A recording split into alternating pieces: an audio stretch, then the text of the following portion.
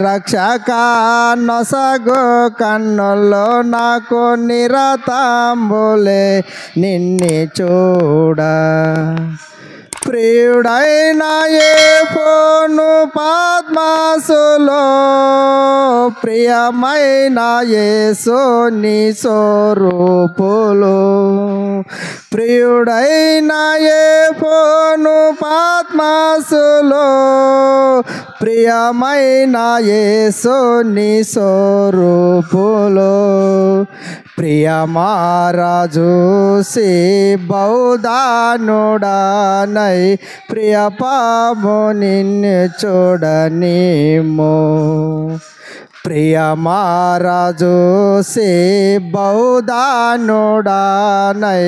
ప్రియ పాము నిన్ను చూడనిమో ప్రభు యేసు నా రక్షక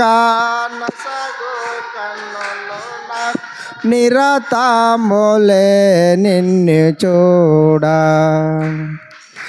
లెక్కలేని మార్లు పడిపోతిని దిక్కులేని వాడనే నైతిని లెక్కలేని మార్లు పడిపోతిని దిక్కులేని వాడనే నైతిని చక్కగా చేసిన నేత్రాలు తెరసి గ్రక్కున నిన్ను చూడనిమో చక్కగా చేసిన నేత్రాలు తెరసి గ్రక్కున నిన్ను చూడనిమో ప్రభు యేసు నా రక్షక నొసగు కన్నుల్లో నాకు నిరతములే నిన్ను చూడ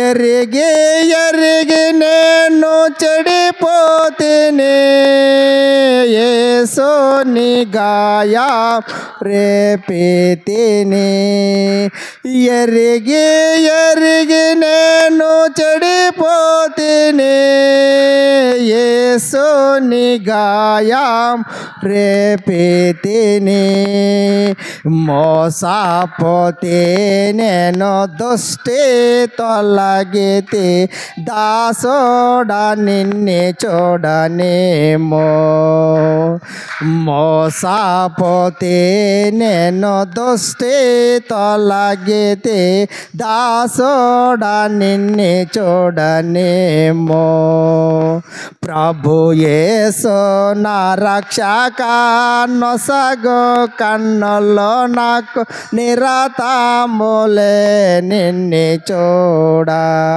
నేనుండాలేను నాకున్నవన్నీ నీవే యేసయ్యా నీవు లేకుండా నేనుండాలేను నాకున్నవన్నీ నీవే యేసయ్యా నా ప్రాణమా నా ధ్యానమా నా ఊపిరి నీవే యేసయ్యా నా ప్రాణమా నా ధ్యానమా నా ఊపిరి నీవే యేసయ్యా నీవు లేకుండా నేనుండలేను నాకున్నవన్నీ నీవే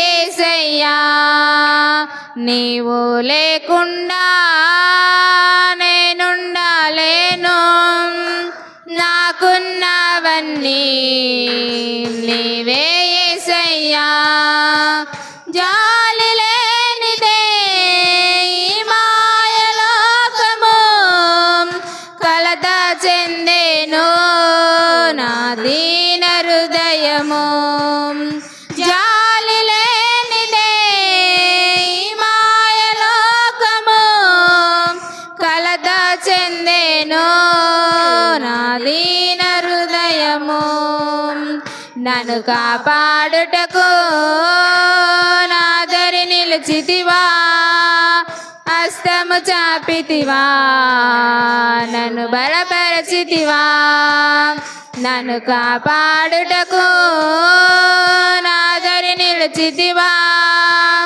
హస్తము చాపితివా నన్ను బలపరచితివా నా ప్రాణమా నా ధ్యానమా నా ఊపిరి నీవే యేసయ్యా నా ప్రాణమా నా ధ్యానమా నా ఊపిరి నీవే యేసయ్యా నీవు లేకుండా నేనుండలేను నాకున్నవన్నీ నీవే యేసయ్యా నీవు లేకుండా నేనుండలేను నాకున్నవన్నీ నీవే యేసయ్యా నన్ను ప్రేమించేవారు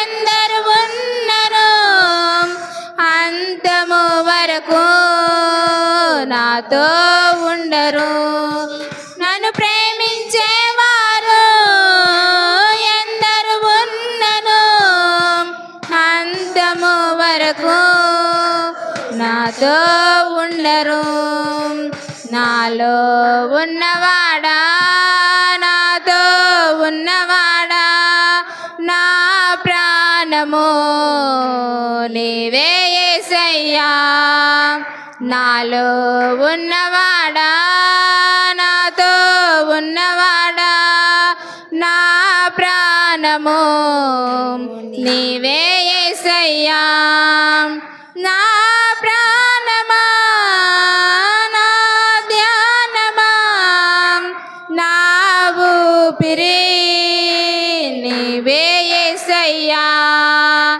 నా ప్రాణమా నా ధ్యానమా నా ఊపిరి నీవే యేసయ్యా నీవు లేకుండా నేనుండలేను నాకున్నవన్నీ నీవే యేసయ్యా నీవు లేకుండా నేనుండలేను నాకున్నవన్నీ నీవే యేసయ్యా కన్నులు మూసినా కన్నులు తెరచినా నా చూపులలో నీ రూపమే కన్నులు మూసినా కన్నులు తెరచినా నా చూపులలో నీ రూపమే కనికరించితివా కరుణామయుడా కృప చూపించితివా నాకు చాలిన దేవుడా కనికరించితివా కరుణామయుడా కృప చూపించితివా నాకు చాలిన దేవుడా నా ప్రాణమా నా ధ్యానమా నా ఊపిరి నీవే యేసయ్యా నా ప్రాణమా నా ధ్యానమా నా ఊపిరి నీవే యేసయ్యా నీవు లేకుండా నేనుండలేను నాకున్నవన్నీ నీవే యేసయ్యా నీవు లేకుండా నేనుండలేను నాకున్నవన్నీ నీవే యేసయ్యా ప్రార్థన చేసుకుందాం. దేవుని యొక్క పరిశుద్ధ గ్రంథంలో నుంచి తన యొక్క మాటలు అమూల్యమైనటువంటి సంగతులను వినుటకు సిద్ధపడి ఆయన సన్నిధిలో భయమును భక్తిని కలిగి వాక్యం కొరకు ప్రార్థన చేసుకుందాం. మహాపరిశుద్ధుడా, ప్రేమ స్వరూపుడా, దయగల మా తండ్రి, సర్వోన్నతుడా, గడిచిన కాలమంతా మమ్మల్ని కాచి కాపాడి మరి యొక్క బుధవారము మీ సన్నిధిలో మేము స్తుతించి ఆరాధించి వాక్యపు వెలుగులో మమ్మల్ని మేము సరి చేసుకొనుచు మీ దివ్య గ్రంథంలో నుంచి అనేక సంగతులను మేము నేర్చుకునే కృప దయచేస్తామని మా తలంపులు, మా మాటలు, మా సొంత తలంపులను దూరపరిచి మీ ఆత్మ సహాయము ద్వారానే మమ్మల్ని నడిపించమని యేసయ్య అతి పరిశుద్ధ నామంలో ప్రార్థించి అడిగి వేడుకొంచున్నాను తండ్రి, ఆమేన్. దేవునికి మహిమ కలుగునుగాక. అందరం గట్టిగా దేవునికి మహిమ కలుగునుగాక. మరొకసారి అందరం గట్టిగా దేవునికి స్తోత్రం కలుగునుగాక. మంచిది. ఈ యొక్క బుధవారము మరి యొక్క సంగతిని మీ ముందుకి దేవుడు తెలియజేయాలని ఆశతో ఈరోజు మనందరినీ కూడా ఇక్కడ సిద్ధపరిచి ఉన్నాడు. ఎజ్రా గ్రంథము 3వ అధ్యాయము మందిరం యొక్క నిర్మాణం, మందిరం యొక్క పునర్నిర్మాణం. ఈ అంశ ధ్యానములలో మనమందరం కూడా ఎంతో ఆసక్తి గలవారమై వినుటకు సిద్ధపడి ఉండాలని దేవుని నామములో తెలియజేస్తూ ఉన్నాం. పోయిన ఆదివారము బబులోను దేశంలో నుంచి పడిపోయిన యెరూషలేము మందిరమును కట్టడానికి ఒక రాజు పర్మిషన్ ఇచ్చాడు. ఆ రాజు పేరు చెప్పండి ఒకసారి. దేవునికి స్తోత్రం కలుగునుగాక. వినివారు ధన్యులు, వాటిని హృదయంలో భద్రపరుచుకున్నవారు ఇంకా ధన్యులు. ఆ రాజు పర్మిషన్ ద్వారా క్రీస్తు పూర్వము 537లో అనగా 537లో అక్కడ మీకు చూపించినటువంటి ఆ కోరేసు రాజు పర్మిషన్ ఇచ్చాడు. ఆ ఆజ్ఞను చేతపట్టుకొని 50,000 మందిని జత కట్టుకొని నేను కడతాను యెహోవా మందిరాన్ని యెరూషలేము పట్టణంలో అని ఒక లీడర్, ఒక యవనస్తుడు ముందుకొచ్చి నిలవబడ్డాడు. అతని పేరు చెప్పండి ఒకసారి. నాకు చాలా సంతోషంగా ఉంది. మరొకసారి గట్టిగా దేవునికి స్తోత్రం చెప్పుదాం. దేవునికి మహిమ కలుగునుగాక. ఇలా విని మీరు జ్ఞాపకం పెట్టుకుంటే పరలోకమందున్న దేవుడు, దేవదూతలందరూ మిమ్మల్ని తొంగి చూస్తుంటారని నేను అనుకుంటున్నాను. ఇలా మీరు చక్కగా సమాధానాలు చెప్తుంటే అందరూ గట్టిగా చప్పట్లు కొట్టండి అని. సరే, గుడ్ గుడ్ గుడ్. దేవునికి మహిమ కలుగునుగాక. అయితే నేను ఏం చెప్పాలనుకుంటే అంటే, అటు చూడండి, భూలోకములో, భూమి మీద, ఒలివ ఎంబీ సంఘములో ఎంత చక్కగా దేవుని వాక్యం నేర్చుకొని సమాధానాలు చెబుతున్నారు. ఒకసారి ఇప్పుడు కొట్టకండి, ఒకసారి వారి కోసం చప్పట్లు కొట్టండి అని దేవుడు దూతలకు ఆజ్ఞాపించే సమయం ఇది. హల్లెలూయా. దేవుడు తన దూతల చేత మన కోసం చప్పట్లు కొట్టిస్తాడు.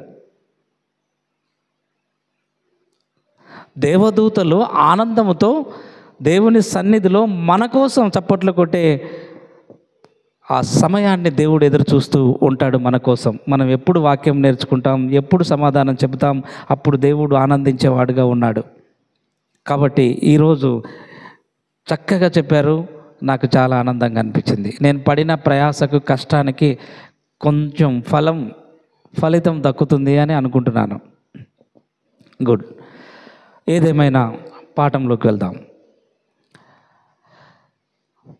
537 క్రీస్తు పూర్వములో కోరేసు ఆజ్ఞ ప్రకారముగా 536 క్రీస్తు పూర్వంలో జెరుబ్బాబెలు అనే ఒక నాయకుడు, ఒక అధికారి, ఒక లీడర్ 50,000 సైన్యముతో 5 నెలల ప్రయాణము నుంచి 5 నెలల ప్రయాణము చేసి యెరూషలేము పట్టణాన్ని చేరుకొని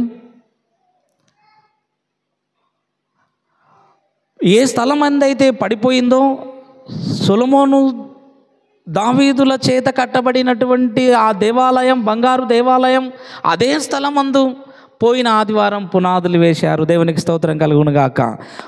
మొన్న ఆదివారం పునాదులు వేయబడ్డాయి. మందిరం పునాది వేశారు. జెరుబ్బాబెలు, అతనికి రైట్ హ్యాండ్గా ఇంకొక ఆయన వచ్చాడు, ఆయనకు తోడుగా. ఆయన పేరు చెప్పండి ఒకసారి. దేవునికి స్తోత్రం కలుగును గాక. ఇక మిమ్మల్ని సాతాను ఓడించలేడు. మీ మనసులో నుంచి, మీ హృదయంలో నుంచి సాతాను వాక్యాన్ని, విత్తబడిన వాక్యాన్ని వాడు ఎత్తుకొని పోనీక వానికి అసలు ధైర్యమే చాలదు. దేవునికి స్తోత్రం కలుగును గాక.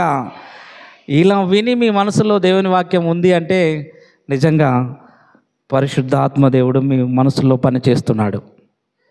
అపవాది దూరముగా పారిపోయాడు. దేవునికి మహిమ కలుగును గాక.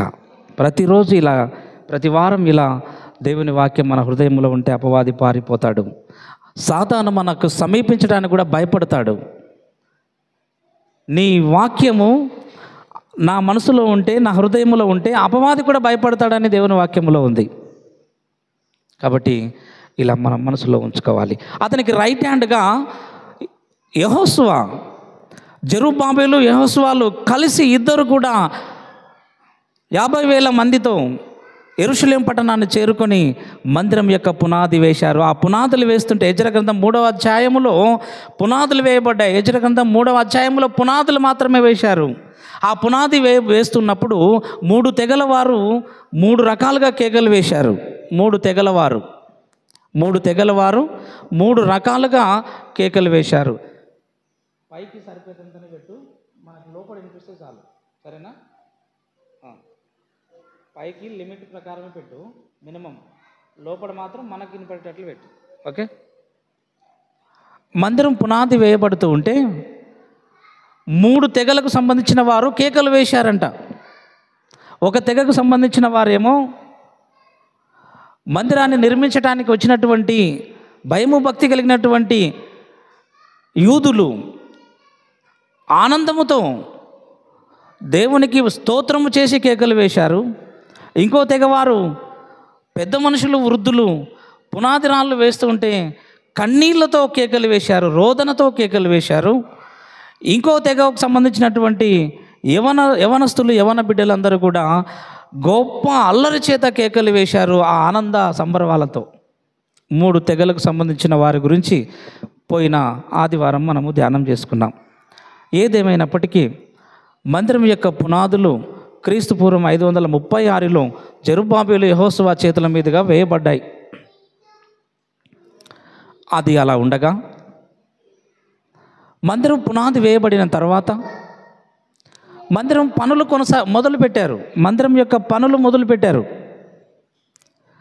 మొదలుపెట్టిన తర్వాత అప్పుడు కొంతమంది సహించలేని వారు, మందిరం కడుతుంటే ఓర్వలేని వారు, మందిరము నిర్మించబడుతూ ఉంటే ఈర్ష్య చేత, అసూయ చేత చెడగొట్టాలని, ఆ పనులు నిలిపివేయాలని, మరలా యెరూషలేములో మందిరం కట్టబడకూడదు అని కొంతమంది దురాలోచన చేసి ఆ కడుతున్నటువంటి మందిరాన్ని వచ్చి ఆపివేయడానికి కుట్రలు పన్నుతూ ఉన్నారు. ఇప్పుడు 4వ అధ్యాయం, యెజ్రా గ్రంథం 4వ అధ్యాయం అంతా కూడా కట్టుచున్నటువంటి మందిరాన్ని కట్టకుండా ఆపేయాలని శత్రువులు అనగా కుట్ర పన్నుతూ ఉన్నారు. మందిరం అంటే గిట్టని వారు, దేవాలయం అంటే పడని వారు యెరూషలేముని మరలా కట్టకూడదని ఖండితంగా నిర్బంధిస్తూ ఉన్నారు, కుట్రలు పన్నుతూ ఉన్నారు.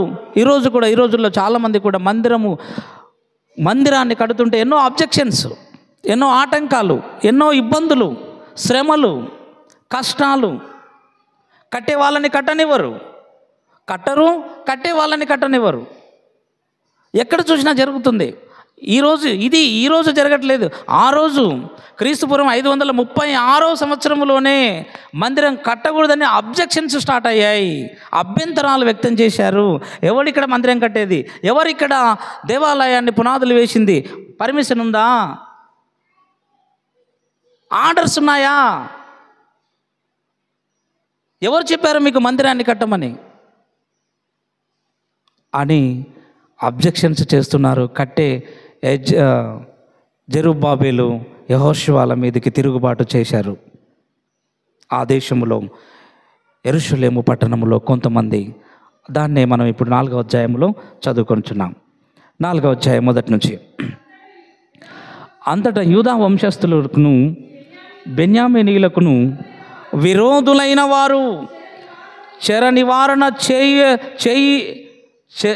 నివారణ అయిన వారు ఇశ్రాయేలీల దేవుడైన యెహోవాకు ఆలయమును కట్టుచున్న సంగతి విని పడిపోయిన పాడైపోయిన మందిరాన్ని మరలా 70 సంవత్సరాలు ఇక్కడ ప్రార్థన వినిపించలేదు.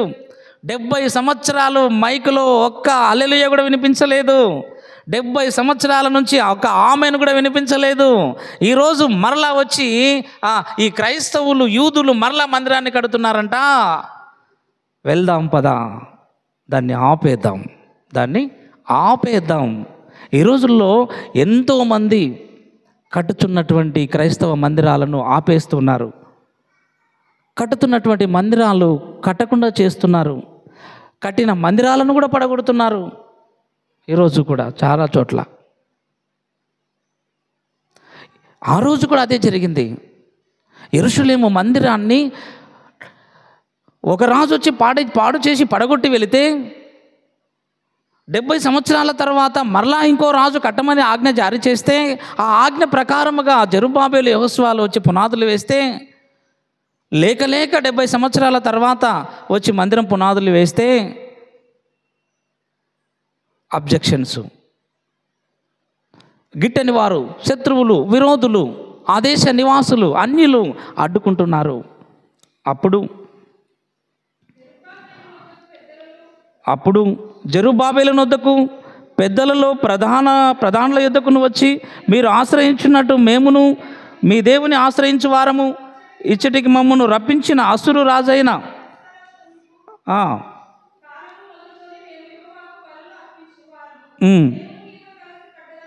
చెప్పిరి. అందుకు జెరుబ్బాబెలు యోషువయు ఇశ్రాయేళ్ల పెద్దల్లో తక్కిన ప్రధానులు, మీరు మాతో కలిసి మా దేవునికి మందిరమును కట్టుటకు నిమిత్తము లేదు, మేమే కూడుకొని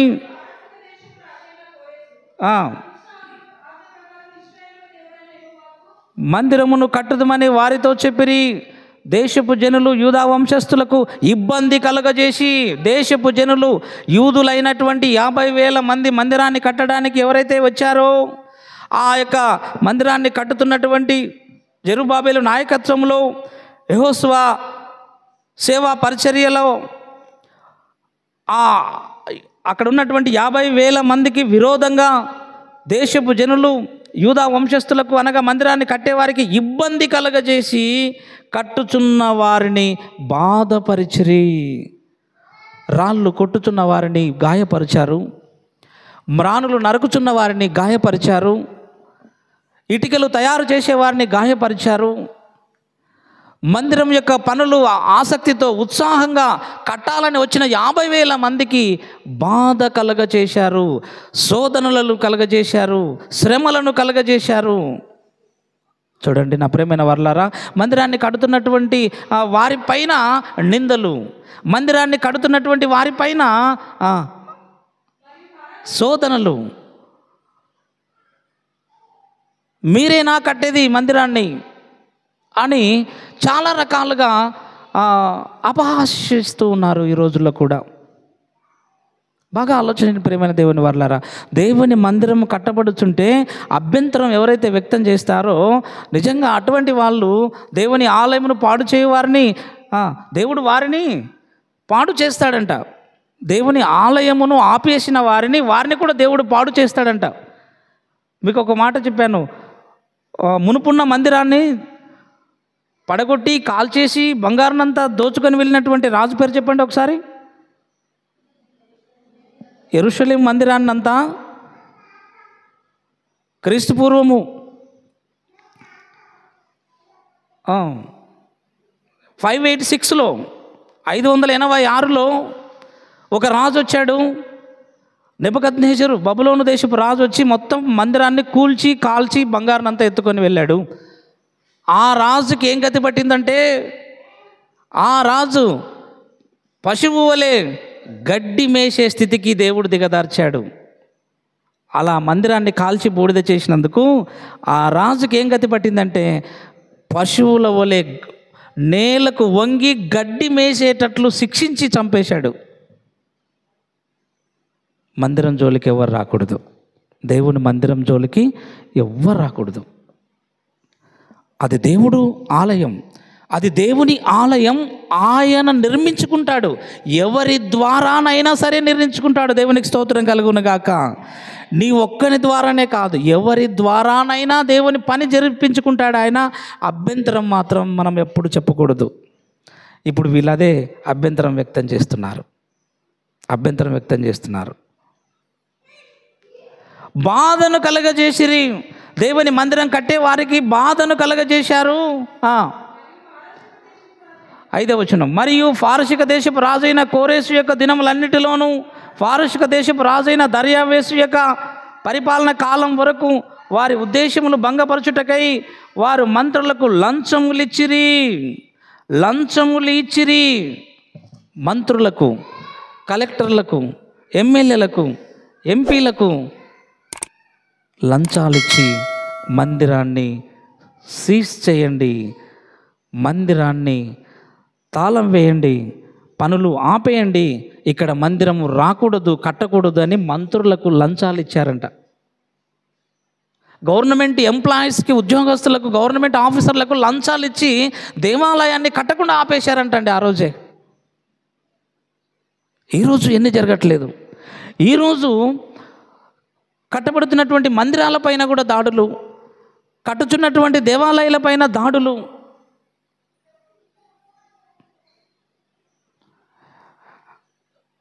పర్మిషన్ ఉందా, గవర్నమెంట్ లైసెన్స్ ఉందా, ఎవరు చెప్పారు ఇక్కడ అని పై అధికారుల నుంచి బెదిరింపు కాల్స్ చేయించి కూడా మందిరాలు కట్టకుండా ఎన్ని ఆపేయబడ్డాయి, ఈరోజు ఎన్ని నిలిపివేయబడ్డాయి, లెక్కలేనన్ని మందిరాలు ఇప్పటికీ ఆగిపోయాయి. మీరు కనుక ప్రతిరోజు సోషల్ మీడియా చూస్తే కట్టిన మందిరాలను కూడా పడగొట్టిన ఎన్నో అప్డేట్స్ మనకు కోకొల్లలుగా ఉన్నాయి. ఆ రోజు అదే జరిగింది. యెరూషలేము మందిరం కట్టబడుతుంటే కట్టకుండగా అధికారుల చేత లంచములు ఇచ్చి, డబ్బు ఇచ్చి మరి మందిరాన్ని ఆపేశారు. చివరికి ఆ దుర్మార్గులు ఫారసిక దేశపు రాజైనటువంటి ఆజ్ఞాపించినటువంటి కోరేసు మరణించిన తర్వాత ఆ దేశం మీదకి అర్తహషస్త అనే ఒక రాజు పరిపాలనలోకి వచ్చాడు. ఫారసిక దేశపు రాజు అయినటువంటి కోరేసు మరణించిన తర్వాత ఇంకో రాజు పరిపాలనలోకి వచ్చాడు. అతని పేరే అర్తహషస్త అనే రాజు. ఆ రాజుకు వీరు ఏమని లేఖ రాశారు అంటే, ఆ దుర్మార్గులు, ఆ గిట్టని వారు మందిరాన్ని నిలిపివేయాలని, మందిరాన్ని కట్టనివ్వకూడదని, యూదులు ఆరాధించడానికి మందిరం ఉండకూడదని ఒక లేఖ రాశారు. ఆ లేఖను మనం చదువుకుందాం. 7వ వచనం నుంచి. అర్తహషస్త యొక్క దినములలో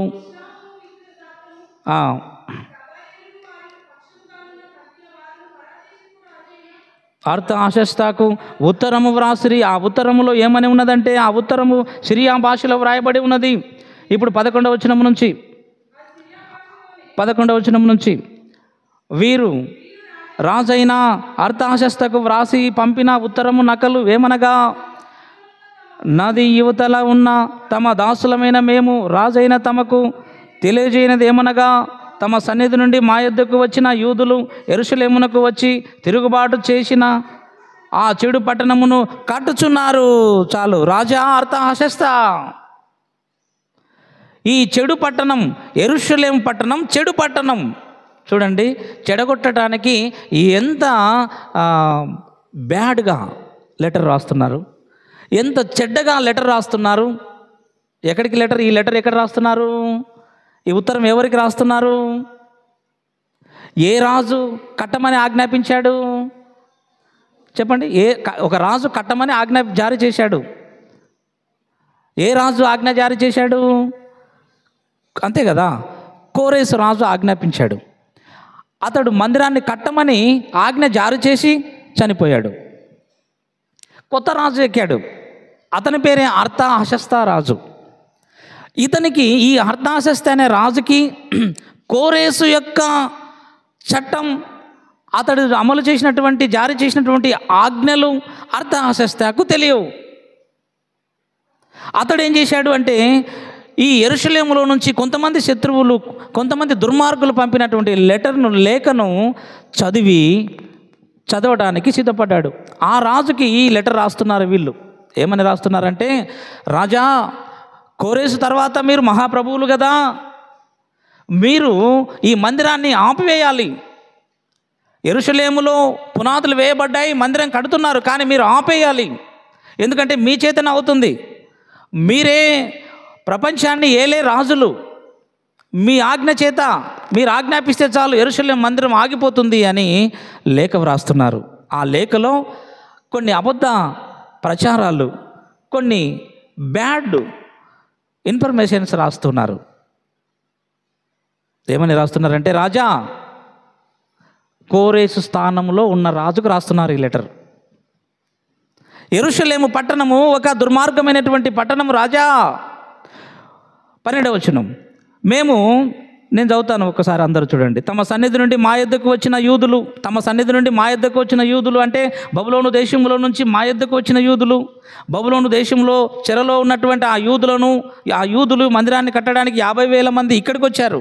ఈ యూదులు మీ యొద్ద నుండి మా యొద్దకు, మహాప్రభు మీ యొద్ద నుండి మా యొద్దకు వచ్చినటువంటి ఈ యూదులు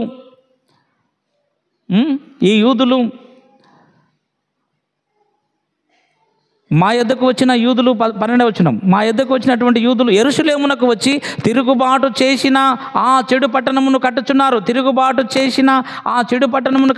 యెరూషలేము అంటే మీకు తిరుగుబాటు చేసినటువంటి పట్టణం. వారు దాని ప్రకారములను నిలిపి దాని యొక్క పునాదులను మరమ్మత్తు చేయుచున్నారు. కావున రాజువైన తమకు తెలియవలసినది ఏమనగా, ఈ పట్టణమును కట్టి దాని ప్రకారములను నిలువబెట్టిన ఎడల వారు శిస్తు కానీ, సుంకము కానీ, పన్ను కానీ ఇయ్యక ఉందురు. అప్పుడు రాజునకు రావలసిన పైకము నష్టమగును. మేము రాజు యొక్క ఉప్పు తిన్నవారము, మీకు విశ్వాసంగా బ్రతికిన వారము. మేము ఏం చెప్తున్నామో, ఏం రాస్తున్నామో మీరు గమనించండి రాజా. ఒకవేళ ఆ మందిరాన్ని వాళ్ళు కట్టుకుంటే వారు మీకు పన్ను కట్టరు, మీ ఆదాయం పడిపోతుంది, మీ ఆర్థిక వ్యవస్థ పడిపోతుంది, మీ ప్రభుత్వం క్షీణిస్తుంది, మీకు మరలా విరోధులు అవుతారు. అబ్బా, చెడగొట్టడానికి ప్లాన్, ఎలా పథకం అనుతున్నారు చూడండి కదా. కట్టడానికి ఎవరు సహకరించరు, కానీ చెడగొట్టడానికి మాత్రం అందరూ చేతులు కలుపుతారు. ఈ రోజుల్లో కూడా అంతే. మందిరం పని చేద్దామంటే ఎవరు సహకరించరు, కానీ చెడగొట్టడానికి మాత్రం అందరూ సహకరిస్తారు కదా. చూడండి నా ప్రేమైన వాళ్ళారా, లేక దేవుని దయ వలన 70 ఏళ్ళ తర్వాత మందిరం కట్టమని ఒక రాజు ఆజ్ఞాపిస్తే, ప్రయాసపడి 4 నెలలు ప్రయాణం చేసి వచ్చి పునాదులు వేసిన మందిరాన్ని ఎన్ని నిందలతో, ఎన్ని చెడు వార్తలతో, రాజా ఆ మందిరాన్ని కట్టడానికి వీల్లేదు, ఆపేయండి. వాళ్ళు యూదులు ఆ మందిరాన్ని చూసుకొని మీకు విరోధులు అవుతారు రేపొద్దున. బాగా అర్థం చేసుకోండి. మేము మీ ఉప్పు తిన్న వాళ్ళం. ఏం డైలాగ్ చేస్తున్నారు కదా. మేము మీ చేతి కింద ఉన్నటువంటి వాళ్ళం. ఈ మందిరాన్ని కట్టడానికి మీరు ఒప్పుకోకండి. మేము మీ మనసులో ఇక్కడ ఉండి మాట్లాడుతున్నాం. ఆ రోజుల్లో లెటర్ రాస్తున్నారు. ఈ రోజుల్లో అయితే ఫోన్, మహారాజా ఇక్కడ ఉండి మేము మీ చేత పోషించబడినటువంటి మేము, మీ అన్నము మీ ఆహారం తింటున్నటువంటి మేము, రాజా మా మాటలు శ్రద్ధగా ఆలకించండి రాజా, దయ ఉంచి ఈ మందిరాన్ని ఆపివేయండి. ఇట్లు మీ శ్రేయోభిలాసులు యెరూషలేములో ఉన్నటువంటి పెద్దలం అని ఫోన్ చేసేవాళ్ళు. అప్పుడు 14, మేము రాజు యొక్క ఉప్పు తిన్నవారము గనుక రాజునకు నష్టము రాకుండా మేము చూడవలనని ఈ ఉత్తరమును పంపి రాజువైన తమకు ఈ సంగతి తెలియజేసితిమి. 15 మరియు తమ పూర్వీకులు వ్రాసించిన రాజ్యపు దస్తావేజులను చూసిన ఎడల ఈ పట్టణపు వారు తిరుగుబాటు చేయువారుగాను రాజులకును దేశములకును హాని చేయువారుగాను కలహములకు కారకులుగాను కనబడుదురు అనియు అందువలననే ఈ పట్టణము నాశనము పొందెననియు రాజ్యపు దస్తావేజుల వలననే తమకు తెలియవచ్చును. చాలు రాజా, మా మాటలు అబద్ధమైతే, మా మాటలు ఒకవేళ అబద్ధమైతే, మేము రాసే ఉత్తరం అబద్ధమైతే, మీ తండ్రి అయిన దర్యావేసు కాలములో ఒక దస్తావేజులు ఉంటాయి కదా, డైరీ ఉంటుంది కదా, డైరీ రాజుల యొక్క డైరీ. ఆ దస్తావేజులను ఒకసారి ఓపెన్ చేసి ఎంక్వైరీ చేయండి మహాప్రభు.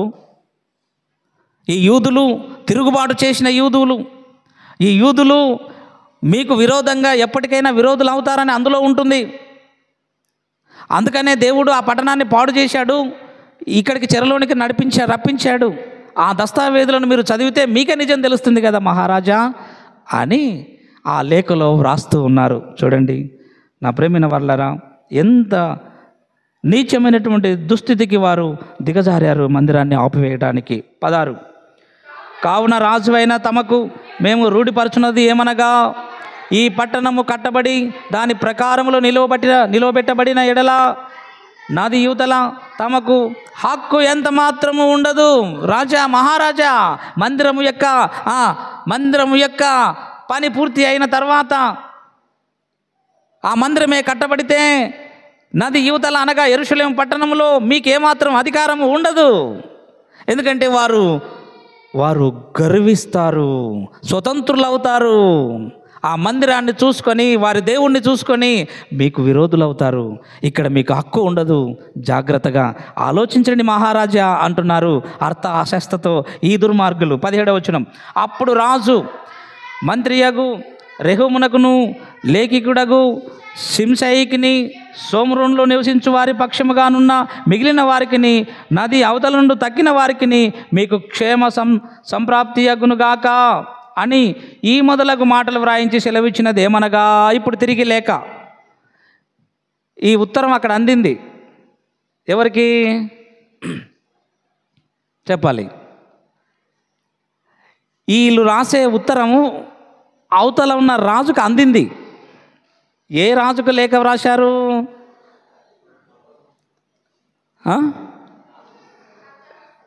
ఇప్పుడు ఇదొక్క పేరు బాగా గుర్తుపెట్టుకోండి. మందిరాన్ని కట్టకుండా ఆపేసిన రాజు పేరు మీరు చూడండి, మీకు గుర్తుంటుంది, ఎప్పటికీ గుర్తుండిపోతుంది. సరేనా? 7వ వచనం, 4వ అధ్యాయం 7వ వచనం బాగా క్లియర్గా అర్థ అశస్త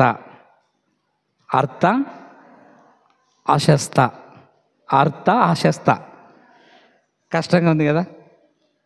ఏమో కష్టంగా ఉందా? అర్థ అశస్త కోరేసు తర్వాత అర్థ అశస్త అనే రాజు ఎన్నికైన తర్వాత ఈ రాజు కాలంలో మందిరము నిలిపివేయబడింది.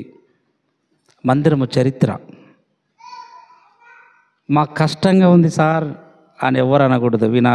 విని నేర్చుకోవాలి, జ్ఞాపకం పెట్టుకోవాలి. ఈ మందిరం యొక్క హిస్టరీ ఇది పెద్ద ప్రాజెక్టు, చాలా పెద్ద ప్రాజెక్ట్ ఇది.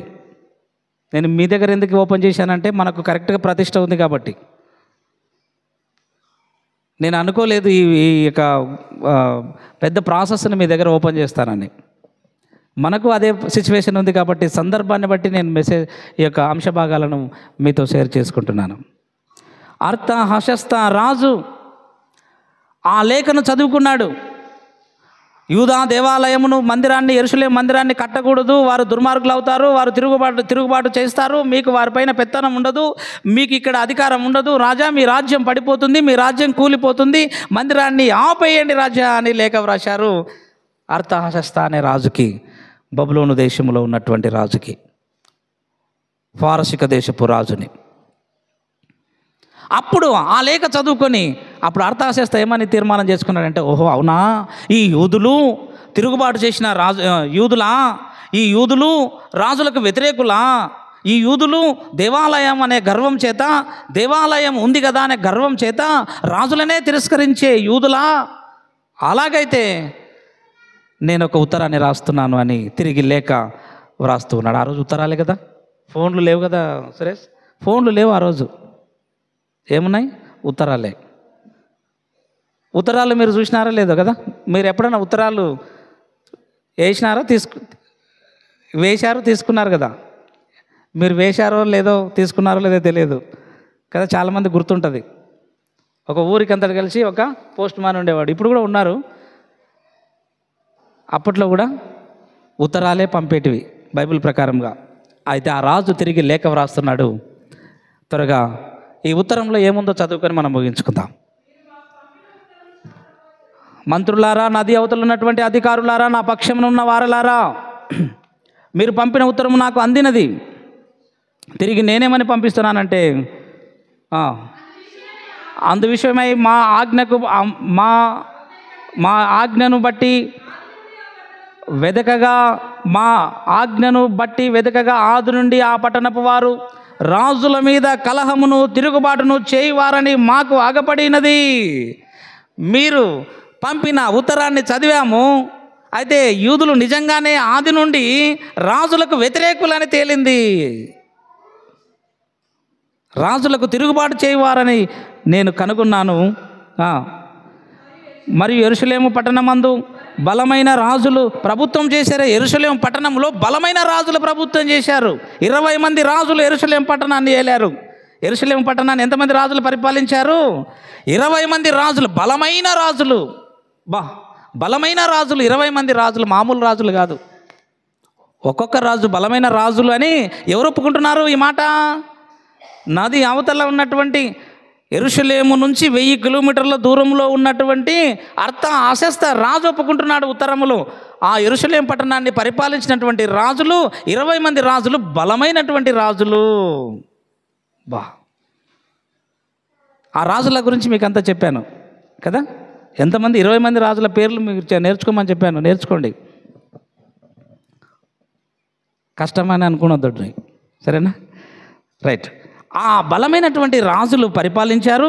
వాళ్ళందరూ కూడా రాజులకు వ్యతిరేకులని నేను కనుగొన్నాను. వారు నది అవతల దేశములన్నిటినీ ఏలినందున వారు నది అవతల ఉన్న దేశాలన్నిటినీ ఆ 20 మంది రాజులు ఏలారు. వారికి శిస్తును, సుంకమును, పన్నును చెల్లుచుండెను. కాబట్టి ఇప్పుడు ఆ మనుషులు ఆ పని చాలించి మేము సెలవిచ్చు వరకు ఆ పట్టణమును కట్టక మానవలనని ఆజ్ఞాపించుడి. ప్రభుత్వం లెటర్ రాసి ముద్ర వేసి పంపిస్తుంది. మందిరంని కట్టకండి, నేను మళ్ళా ఆజ్ఞాపించేంత వరకు ఒక్కడు ఒక రాయి ముట్టకూడదు. ఇది రాజాజ్ఞ. సీలేసి పంపించాడు ఉత్తరానికి.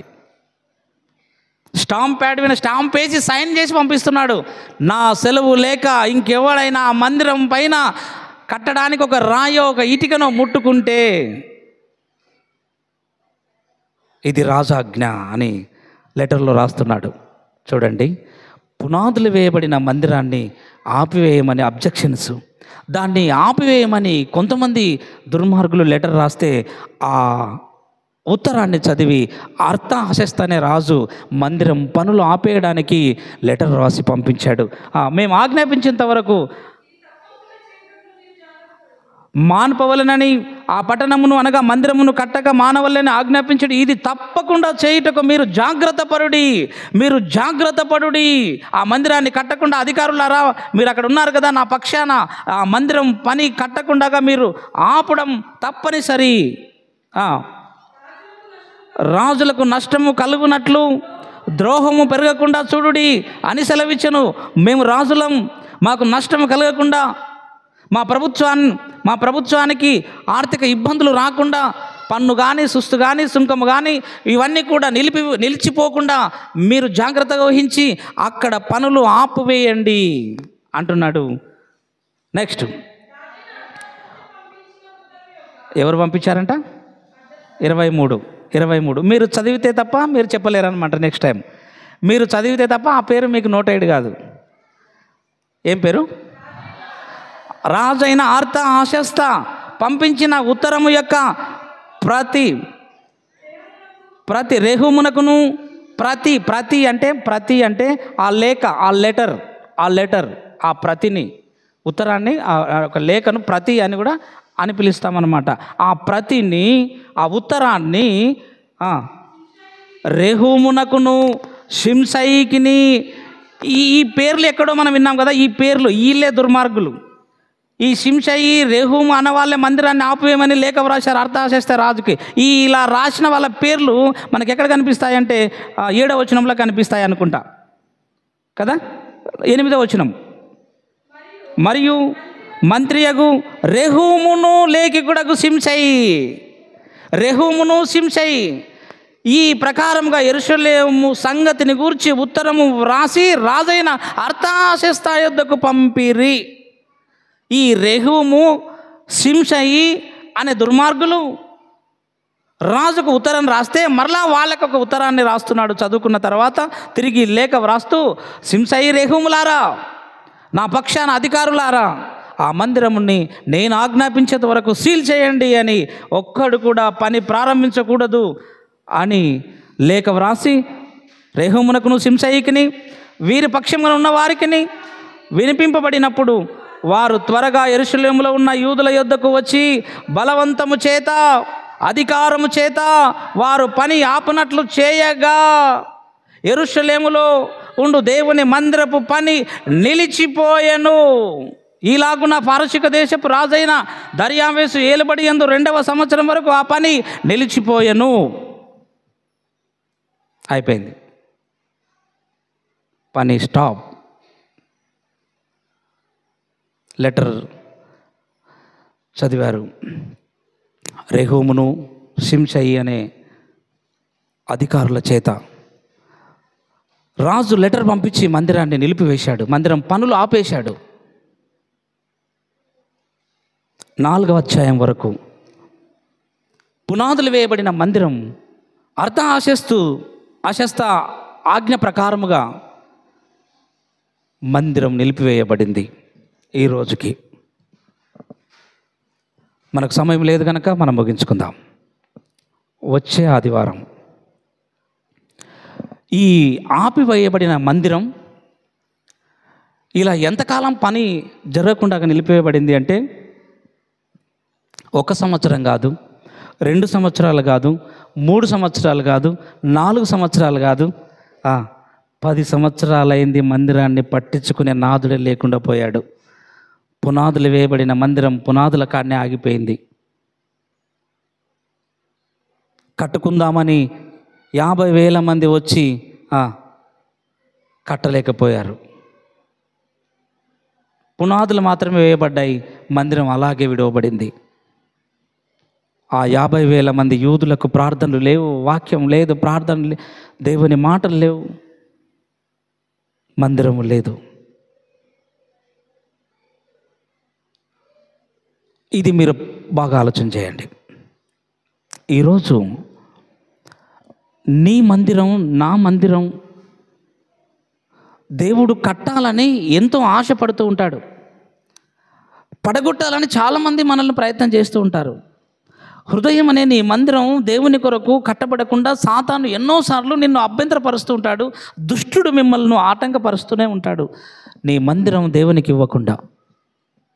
ఇది ఆత్మీయ కోణంలోకి నేను తీసుకెళ్ళక ముందు ఈ మందిరం యొక్క హిస్టరీ మీకు చెప్పాలని దేవుడు సంకల్పించి ఉన్నాడు. బట్ ఓకే, ఇప్పుడు నేను చెప్పవలసినటువంటి విషయం ఏంటిదంటే, బాగా పాఠం వినుకుంటారండి.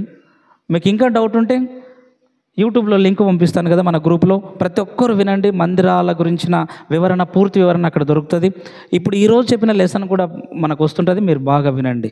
రాజుల పేర్లు, మందిరాన్ని కట్టే వాళ్ళ పేర్లు, ఇవన్నీ గుర్తుపెట్టుకుంటే నిజంగా భవిష్యత్తులో మందిరం యొక్క హిస్టరీ మరలా మనకి ఇటువంటి రోజులు రావేమో. ఇప్పుడు సందర్భానుసారంగా మనం ధ్యానిస్తున్నాం కాబట్టి నిజంగా మనం ధన్యులం. గుడ్. ఈరోజు ఎంత చక్కగా చెప్పారంటే చాలా చక్కగా చెప్పారు. కొన్ని విషయాలు ఈరోజు మనం నేర్చుకున్నాం. పూర్వకాలంలో పడగొట్టబడినటువంటి మందిరాన్ని కట్టమని ఆజ్ఞాపించిన రాజు పేరు మరొకసారి చెప్పండి అందరు గట్టిగా. రైట్, కోరేసు. నేను కడతాను అని నడుం బిగించి ఒక లీడరు ముందుకొచ్చి 50,000 మందితో యెరూషలేము వచ్చాడు. ఆయన పేరు చెప్పండి ఒకసారి. అతనికి తోడుగా రైట్ హ్యాండ్గా నేను కూడా నీతో పాటు వస్తానని ఇంకొక ఆయన వచ్చాడు. ఆయన పేరు చెప్పండి ఒకసారి. యెహోషువ. ఇలా ఈ వీళ్ళిద్దరూ ముందుకొచ్చి మందిరం కట్టడానికి 536 క్రీస్తు పూర్వం. ఇవన్నీ మీరేం గుర్తుపెట్టుకోవద్దండి, నేను చెప్తాను. ఎందుకంటే లైవ్లో చాలామంది వింటారు కాబట్టి చరిత్ర, హిస్టరీ వాళ్ళకి అవసరం. మీకు అవసరమైనవి మీరు వినండి. క్రీస్తుపూర్వం 536లో జెరుబ్బాబెలు, యెహోషువలు యెరూషలేం పట్టణంలో 50,000 మందితో అడుగుపెట్టి పునాదులు వేశారు. అదే ఎజ్రా 3వ అధ్యాయంలో, ఎజ్రా గ్రంథం 3వ అధ్యాయం చివరి వరకు. అయితే పునాదులు వేయబడిన తర్వాత ఎజ్రా గ్రంథం 4వ అధ్యాయం మొదటి నుంచి మీరు ఇందాక ఇప్పుడు మనం నేర్చుకున్నటువంటి లెసన్, ఇందాక విన్నటువంటి వాక్యమే. కొంతమంది దుర్మార్గులు మందిరాన్ని కట్టకూడదని ఆబ్జెక్షన్స్ మొదలుపెట్టారు. అందులోనే రెహూము, షిమ్షై అనే ఇద్దరు ఒక దుర్మార్గులు రాజుకు బ్యాడ్ ఇన్ఫర్మేషన్, చెడు సమాచారాన్ని ఆర్తహషస్త అనే రాజుకు పంపించారు. అయితే ఆ లేఖ విన్నటువంటి ఆ రాజు మందిరాన్ని మీరు ఎప్పుడు కట్టకూడదు అని ఆజ్ఞ జారీ చేశాడు. మందిరం పనులు ఆపివేయండి అని మందిరం పనులను నిలిపివేసిన రాజు పేరు చెప్పండి ఒకసారి. మందిరం యొక్క పనులు జరగకుండా ఆజ్ఞాపించినటువంటి రాజు పేరు చెప్పండి అందరు గట్టిగా ఒకసారి, ఇంకా గట్టిగా. అర్తహషస్త అనే రాజు. నోరు తిరుగుతలేదా? సీరియల్స్లో ఎంత చిక్కు పేరైనా చెప్తారు, చెప్పరా? ఎబెలు ఎంత కష్టమైన పేరైనా బట్టి పట్టుకొని చెప్తారు కదా. ఇది కూడా మంచి పేరే. అర్తహషస్త అంటే అయిపోతుంది అంతే. ఏం పేరు? అతని పేరే మీకు ఎందుకు చెప్తున్నానంటే మందిరాన్ని ఆపేసినది అతనే. మందిరాన్ని కట్టకండి అని దుర్మార్గుల మాటలు విని, చెడు సలహాలు విని, అక్కడ నుంచి ఎక్కడో 1000 కిలోమీటర్ల దూరంలో ప్రధానమంత్రిలాగా అక్కడ కూర్చొని గద్వాలలో మందిరాన్ని కట్టకండి అని అక్కడ నుంచి లెటర్ పంపించినాడు ఇక్కడ ఉన్నటువంటి రెహూముకి, షిమ్షైకి. అలా మందిరాన్ని నిలిపేసిన రాజు ఎవరు? మందిరాన్ని నిలిపేసిన రాజు ఎవరు? మందిరాన్ని కట్టమని ఆజ్ఞాపించిన రాజు ఎవరు? అబ్బా, కట్టడానికి వచ్చినటువంటి ఇద్దరు లీడర్ల పేర్లు ఏం పేరు? జెరుబ్బాబెలు. అందరం ఒకసారి గట్టిగా చప్పట్లు కూడా దేవుని ఆరాధన చేద్దాం. అబ్బా అబ్బా అబ్బా అబ్బా. మందిరము యొక్క హిస్టరీ ఈరోజు నేర్చుకుంటున్నామంటే దేవదూతలు తొంగి చూస్తున్నారు. ఈరోజు వరకు కట్టుచున్న మందిరాన్ని నిలిపివేశాడు అర్తహషస్త రాజు. రేపు ఆదివారం ఇలా ఈ మందిరం 16 సంవత్సరాలు నిలిపివేయబడింది. 16 సంవత్సరాలు పునాది వేసి 16 సంవత్సరాలు అయినా మరలా మందిరాన్ని కడదాం అన్న నాథుడు లేకుండా పోయాడు యెరూషలేం పట్టణంలో. 16 సంవత్సరాల తర్వాత దేవుడు మరలా రేపటానికి, మరలా ఈ అలసిపోయిన, విసిగిపోయిన, ఎదుర్కోలేని యూదులను బలపరచడానికి, ధైర్యపరచడానికి, రాజులను ఎదిరించి మరలా మందిరం పనిని ప్రారంభించడానికి మరలా 2 ప్రవక్తలు రాబోతున్నారు పారసీక దేశము నుంచి. వాళ్ళెవరు, వాళ్ళ హిస్టరీ ఏంటిది, వాళ్ళ డీటెయిల్స్ రేపు సండే మనం ధ్యానిద్దాం. దేవుడు తన మాటలు దీవించి ఆశీర్వదించునుగాక. ఆమెన్. ప్రార్థన చేసుకుందాం. మహాపరిశుద్ధుడా, ప్రేమ స్వరూపుడా, దయగల మా తండ్రి, సర్వోన్నతుడా, సర్వశక్తిమంతుడా, మా గొప్ప దేవ, ఈ రాత్రికాల సమయంలో మరొకసారి మీ సన్నిధికి వస్తూ ఉన్నాం. ఇదిగో మా తండ్రి, ఎంతో అద్భుతమైన రీతిలో మా తండ్రి మందిరం యొక్క నిర్మాణము, హిస్టరీ తెలుసుకునే కృపను మాకును, మా సంఘమునకును మీరు ఇచ్చినటువంటి గొప్ప భాగ్యాన్ని బట్టి స్తోత్రాలు. ఇదిగో మా తండ్రి, నిర్మించబడుతున్నటువంటి మందిరాన్ని ఆపివేయటానికి, మా తండ్రి పనులను నిలిపివేయటానికి ఎంతోమంది నాయనా మా తండ్రి ఎన్నో దురాలోచనలు చేశారు. మా తండ్రి ఎన్నో చెడు సమాచారాలను మా తండ్రి మందిరం నిమిత్తమై ప్రభుత్వానికి లేఖ రాశారు.